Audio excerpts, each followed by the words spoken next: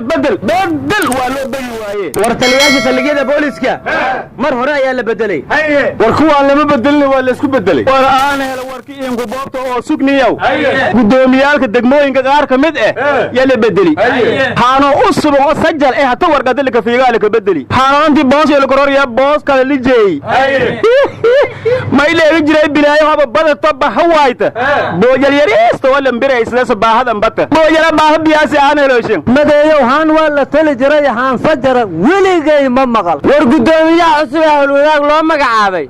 magaciisa waxa la yiraahdaa Mustafa Ali Khayre gudoomiyaha cusub ee degmada Kaaraan loo magacaabayna waxa la yiraahdaa Abshir Kaaraan war degmada Cabdilaaziz haweeney baa loo magacaabay baan iska daayay war gudoomiyaha degmo ma ahayn gudoomiyaha gobolka Banaadir wuxuu la kulmay madaxda Abisoom war naga soo gaara miyuu yiri warka laga dhaxgelinay waxa laga wada hadlay abiniga iyo in shabeelooyinka la xasiliyo oo laga sifeeyo nabadiidka si caasimadu u xasisho waxaan la yaabay ku xigeenka madaxa Amisom wuxuu yiri Muqdisho ma ahan kaliya xarunta dawladda ee wahooyiga dhamaanteen iyo meesha ay ku nool yihiin 3 milyan oo Soomaaliya ajaanib isugu jirta war wadanka xalanamiyo noo soo dara war hadda ka hor wakiilkii hore qaramada midoobay Nicholas Hayson ayaa wuxuu yiri Muqdisho ma aha Soomaaliya ma aha Muqdisho waana tii la aydiye kanina abu taasawsada war cala madaxweyne Farmaajo ayaa la kulmay saraakiisha booliska wuxuu leeyahay amniga waa in la sugaa shacabkana la ilaaliyaa maantana nin shacab ay boolisku iska sanca ku dileen qaryaakaas tooreeyo sitaya la yiri askariyowna dhaawacay xaad sheegay adigu war waxa la yiri gaftanaasulkiisa ka roonbadi turxaantii boogtana tifwaa kaga daraasiitu maatiyay tuqsiga ka adag meel bugtoonta xabisaarnay intaasaan ku soo koobaya inaan si badan qaadiyaad ka tagtay warnimada waxa dhiba askari meel taagan tooray laad war may bataatay kasaasiyada langori wada hubaysan tooray laad ninki askari meel taagan tooray laado hadda waa shabaab ogow langori wada lanki tooray la saada doqon dhaansadii laakiin askari ma badilaa bulan tooray wada luta ku jiriifadi oo bus askari ay warriyo waxa shubaysan loo garan maaye shirkadii DB Wall ee carruurta caaraha noo siilaysay dhismihii degada Berbera way joojiyeen waxaana caqabad ku noqotay dhowrihii shidaalka marka waxaan u baahanahay hadalnahay Soomaaliland shirkad kale oo dhuumaha naga iibsata oo carruurta caaraha noo siisa nimayow kiiska caashe Ilyaasa gaalka ayaa lagu baarayo waa soo dhamaadaya la yiri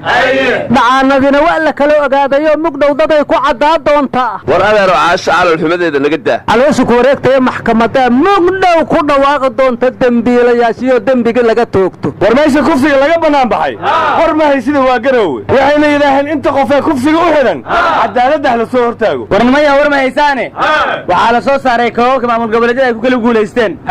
Somaliland waxa ay qaaday koobka ixtiraafadinta waraar habboodda miyana jamhuuriyad ahayn ma la aqoonsaday Puntland waxa ay qaaday koobka kufsiga haddan ka hadlayn warnimaya galmudug waxa ay qaaday baa liiri koobka khilaafka tana ku qasabtay carabaya waan tacbanay Jubbaland waxa ay qaaday koobka masaafurinta xildhibaanayba soo masaafursheenay haddan soo qotan sheenaa la yiri war banaadir waxa ay ku guuleysatay koobka deelka bajaajileyda war roonta haday saqaraxyada ku guuleysan Hirshabeelle koonfur galbeedna waxa ay si wada jir ugu guuleysteen koobka sheegashada shaabla dagaalanka buda ninka been abuurtay koonfur galbeed hatil roogo deegaamo hudur baalo sheego qabsadeen waana dareerayaan sheegashada meet runtii abuwa araalo ciidan ka hadii ka oohayin diideenayna xoreynayin markaad ka ciidinaan wada kacayna beelad weyn Allahayo kadulqaad balaayada Muqdisho Allahayo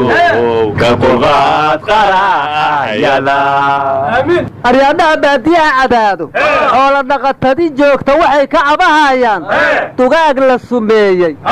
oo iyo waa shay dad yadunya waxa uu arka xagahayo waxa uu xagtaan hore ka dhimahayaan war dawladda Kenya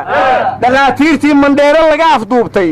waxay diiday inay madax furasho ka bixiso war waxa la yiri ganacsatada Soomaaliyeed ee South Africa joogtay hantidoodii baa laga boobaya yaa iyagu canshuur ma baxshaan miya wasiir bay lama joogo South Africa canshuurta yaa la siina war Soomaalida Muqdisho joogtaba nafteedii baa laga boobaya war ma xabal bilaash ba ku jiraysan warkaan aad maalin kasta meesha noogu keentaan oo aan qiimaha la inta iska daysaan dalka u shaqeeyo war ninka waa ka yiri ka sameeyo shaqeynaa